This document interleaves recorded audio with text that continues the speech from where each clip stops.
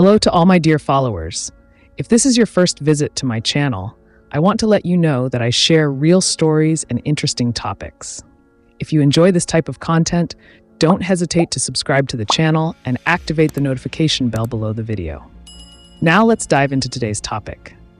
Jinn and supernatural phenomena have no place in the military environment.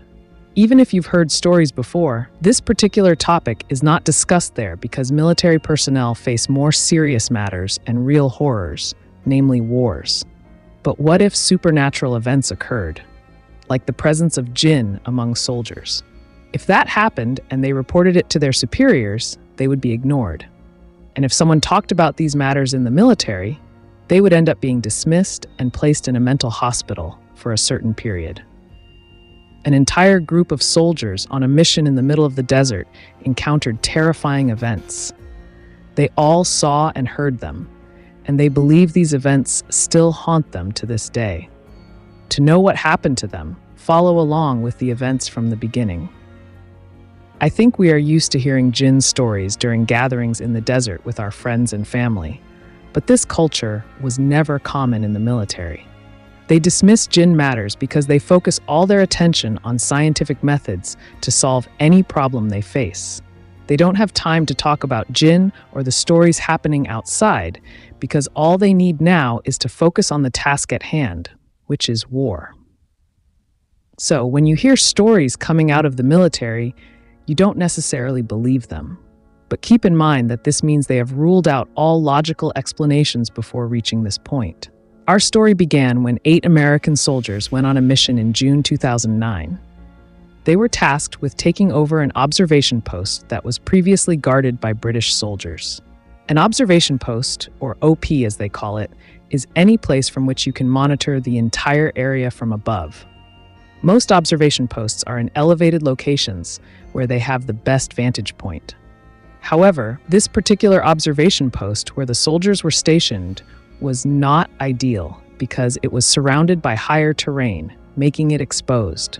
Meaning, if a soldier just peeked out, he could be sniped by an enemy from the mountain above. So this post was dangerous, isolated, small, and uncomfortable to the point where they literally slept on the ground.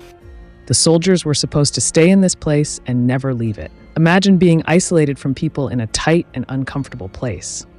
Now, let's talk about the members of this team.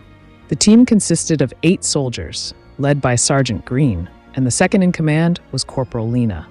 The remaining 6 were Zulik. The entire team headed to the observation post where the British soldiers were stationed. It is customary and expected that when there is a changeover between them, there is an exchange of information between the first unit and the new unit. The British soldiers had been there for 60 days, so they were supposed to take the American soldiers on a tour and tell them all the important information, such as the locations of IEDs and attack points. But what happened was that as soon as the Americans arrived, the British soldiers were anxious and wanted to leave in any way possible and did not conduct the usual information exchange. It was clear from their appearance that they were disheveled, as if they had been beaten, and their clothes were torn, as if they had been fighting in this place for years. Immediately, they began gathering their belongings in preparation to leave. One of the British soldiers turned to the American soldiers and said, "Listen, just so you know, if you dig anywhere and find something, put it back where you found it." The American soldiers were puzzled and asked, "What do you mean? We don't understand." The British soldier didn't explain. He just repeated, "If you dig anywhere and take something, put it back where you found it. That's all." The sun set, and the first night in this place began. Since they were in a war zone, it was known that when the soldiers slept, at least one person had to stay awake and keep watch. That night, it was Corporal Lena's turn, the second in command, to stay awake. Imagine being in the middle of the desert, in a completely isolated and exposed area, surrounded by enemies on the mountains who want to kill you and the 7 people with you. These 7 people are asleep, and you are sitting on watch. All you have is a radio through which you can communicate with the main base, which is essentially far from you. In case something dangerous happens, you call for help. At this moment, you don't know if someone is watching you or targeting you, or if you are safe. This was exactly how Lena felt, and his biggest fear was that they would be ambushed. This story took place in small observation points like the one the soldiers were in now. All these thoughts were running through Lena's head, but he didn't expect to be attacked. But something unexpected happened. While the soldier was keeping watch, suddenly the radio started making clicking and static noises. American military radios hadn't changed since the 1950s because they were known for their strength and encryption. But it's normal for them to malfunction or have issues, so each team has one person who specializes in the equipment and knows how to fix it. Lena heard the noise but didn't pay much attention and continued to watch. After a few minutes, the radio started again, but this time he heard people talking to him. The sound was louder, but the language wasn't English. It was an unfamiliar language. Lena immediately grabbed the radio, removed the battery, and started inspecting it, fearing it was malfunctioning. He reassembled the battery and placed the radio beside him, but after a few minutes, the static returned, and he heard the same people talking. This time, when he focused, the voice was that of a man, and the language sounded Russian. This radio was encrypted, so it shouldn't pick up any random signals. It should only pick up signals from encrypted devices, and he should hear his team's voices. This didn't make sense to him. Lena decided to contact the main base because his entire team was asleep in front of him, and the voice wasn't from them. He called the base and asked if anyone had sent signals to their observation point. The response came quickly that no one had sent anything, and they hadn't received any signals from them. Lena wasn't scared, but he suspected something was wrong with his radio. The strange noises continued throughout the night, static and people talking in a strange language. When morning came, it was the second person's turn to take over. And then it was the second person's turn to take his place. Lena said to him, "You see that the radio is malfunctioning, so I advise you to turn it off at night or take someone else's device, and don't worry too much about it." During the day, the soldiers had nothing to do but guard the place, so they began assessing the area and its safety. They noticed a trench or pit that made anyone standing inside it invisible, making it a safe zone. In case of an attack, a soldier could take cover there. The soldiers examined it and said it was excellent, but it needed more depth because if someone stood inside, half of them would be visible. They wondered among themselves, why didn't the British, who were here for 60 days, deepen this trench? Why didn't they dig more? Their question was strange but logical. The soldiers decided to spend the whole day digging. While Lena was digging, he hit some metal pieces. He picked up one piece and discovered it was a metal stake like those used to secure tents. He brushed off the dirt and found it inscribed in Russian. Lena didn't think much of it and said, "This is normal. In the 80s, the Russians were here, so it's natural that some of their equipment is buried in the ground." On the other side, Wilson, the youngest soldier, was digging and hit something else. When he pulled it out, he found many things like pottery shards and old dishes. He kept removing them until he reached a large human bone, probably a femur. Wilson got scared and decided to put everything back, stopping his digging in that spot.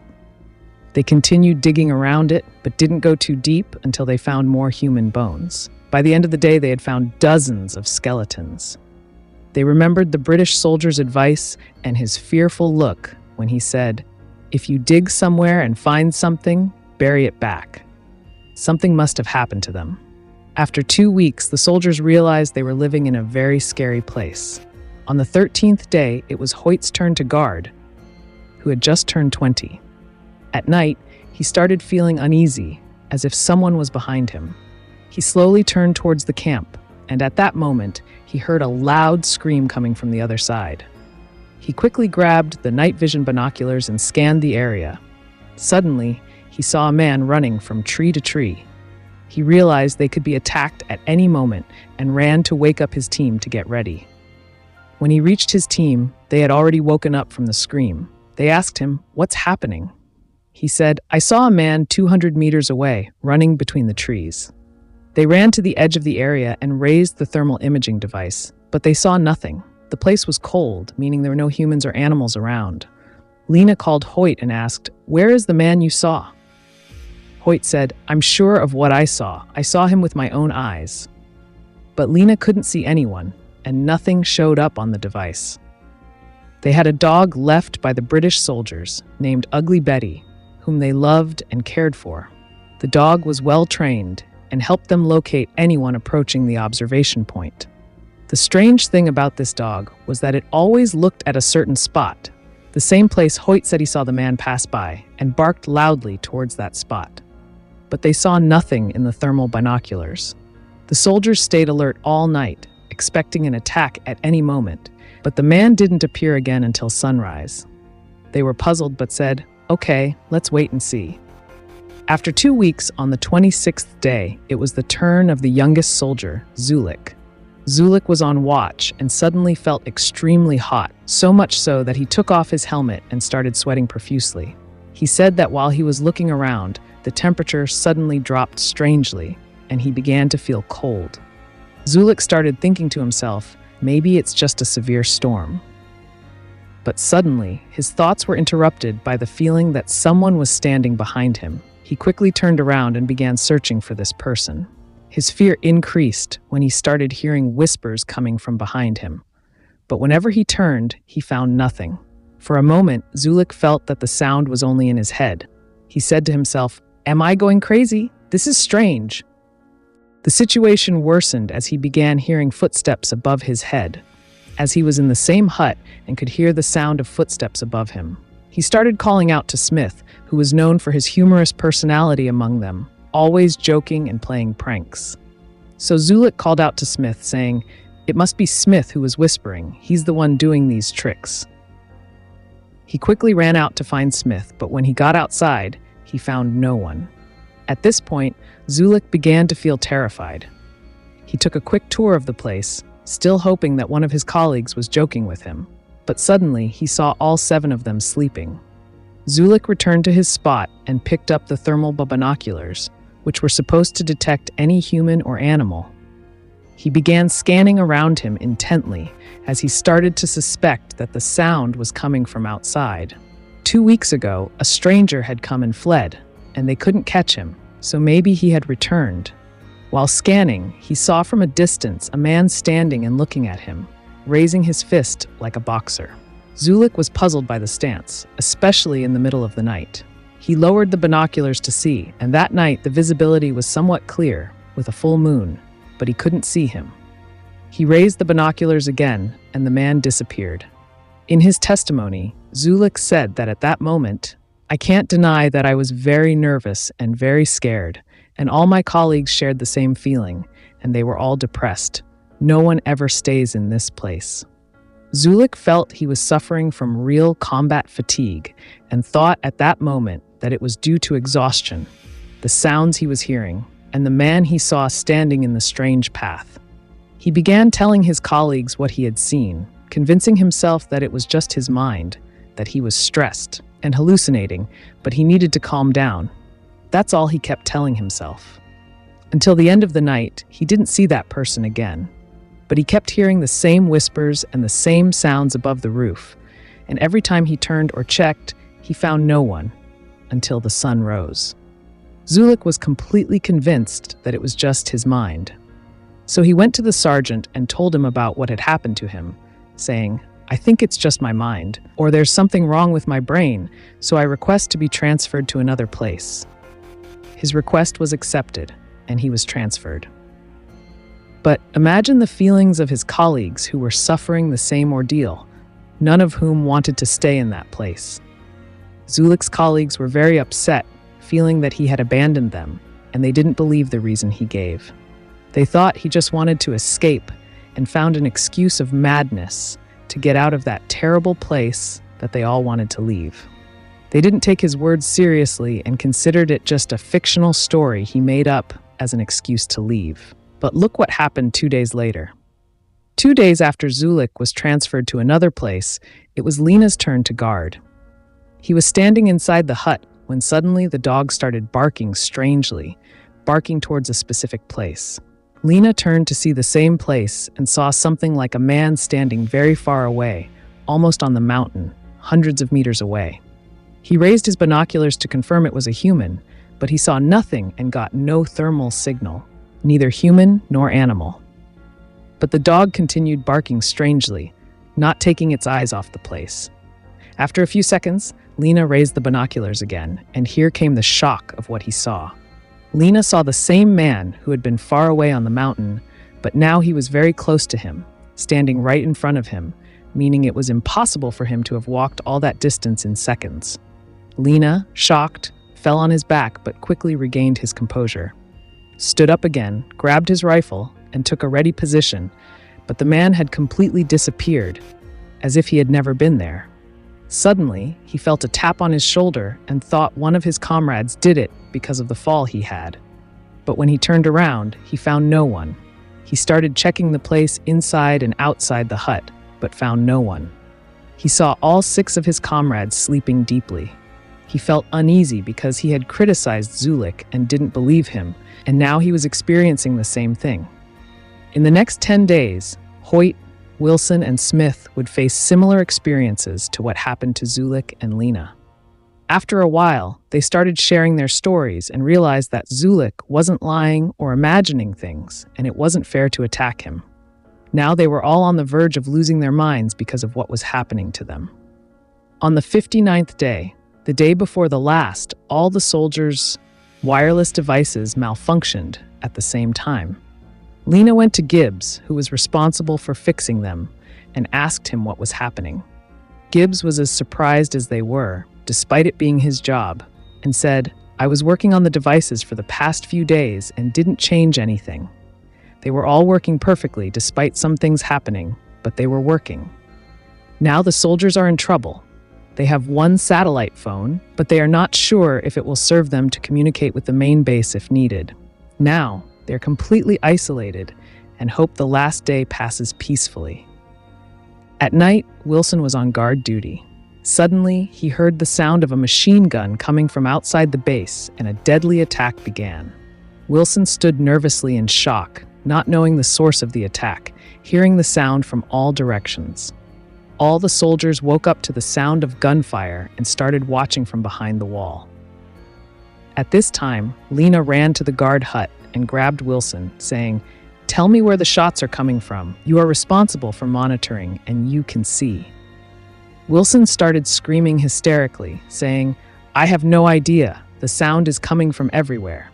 It was like a war, and the sound was very loud. While Lena and Wilson were trying to determine the source of the sound, they heard the distinctive sound of an RPG being fired. This rocket-propelled grenade has a whistling sound in the air. At that moment, they knew it was heading towards them and would land any moment. They both dropped to the ground and heard the grenade crash right next to them. The machine gun fire continued without stopping. Meanwhile, 2 young soldiers crawled to the hole they had dug to check if there was an enemy hiding inside, but found no one. But where did the shots come from? Suddenly, the gunfire stopped as abruptly as it started, and there was complete silence. When this complete silence occurred, the soldiers didn't raise their heads and say, "Okay, it's over." Instead, they said, "Maybe they stopped shooting as a trap for us, so when we get up and explore the place, they will start shooting again." So they stayed in their places on the ground for hours, waiting for the second attack. They remained in this state until sunrise. The next morning, the soldiers got up seeing the devastation around them. They expected a large amount of damage because of the destruction they heard, but the shock was that there was no damage at all. No, not only was there no damage, but the entire place had not been attacked at all. Imagine, not even a single bullet casing was found. The place was exactly as it was, normal. The soldiers were shocked, saying, "We heard the sound of an RPG exploding." The soldiers had no logical explanation for what happened. All 7 of them heard and saw the same thing at the same time. As soon as the team that would replace them arrived, they quickly packed their things and wanted to leave the place without talking to anyone. If you notice, their situation became like that of the British soldiers at the beginning of the story. Shortly after the mission ended, Smith, Parker, Gibbs, and 3 of the 8 soldiers who were there on a separate mission were killed. Later, Sergeant Green was seriously injured by an explosive device. Lena believes that when they were digging trenches and finding bones, It was as if they were releasing something that was imprisoned in the ground. It later turned out that many soldiers had died in this small place before during the war. Dozens and more were killed, including Russian soldiers who were once here and were killed. Lena believes it's only a matter of time before the curse they unleashed comes back to take revenge on them. And he will end up like his comrades who died. This was the story as mentioned. We've reached the end of today's segment. If you like the segment, don't forget to like and share it everywhere. If you want to support me, thank you very much. See you next time.